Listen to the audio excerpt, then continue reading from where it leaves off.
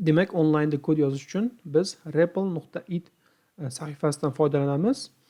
Demak, bu yerda birinchi saytga kirib, mana burchakdagi sign up tugmasini bosib, ro'yxatdan o'tishimiz kerak bo'ladi.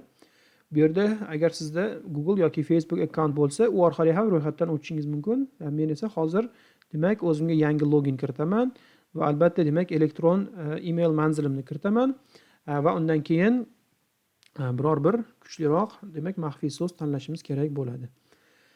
Agar siz o'qituvchi bo'lsangiz, mana bu pastdagi demak I am teacher degan tugmani bosib qo'yishingiz mumkin. Bunda siz o'quvchilar uchun turli xil yana qo'shimcha, ya'ni o'quvchilarga dars o'tish uchun turli xil qo'shimcha funksiyalardan ham foydalanishingiz mumkin bo'ladi.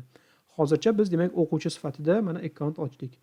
Akkaunt ochganimizda bizni email manzilimizga tasdiqlash uchun, ya'ni ro'yxatdan o'tganimizni tasdiqlash uchun email keladi. Uni ochib tasdiqlab qo'yamiz.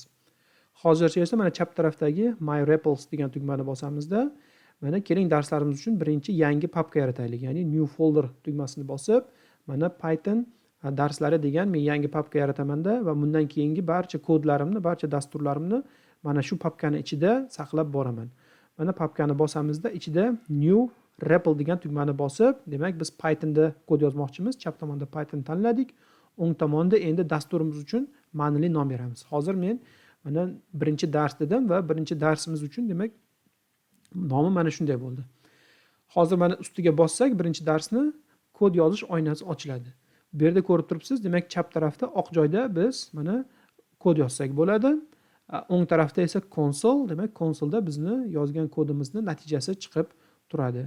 Demak, agar siz turli sabablarga ko'ra kompyuteringizga Python yoki Anaconda'ni o'rnata olmasangiz, mana shu onlayn xizmatdan ham foydalanishingiz mumkin. E'tiboringiz uchun rahmat.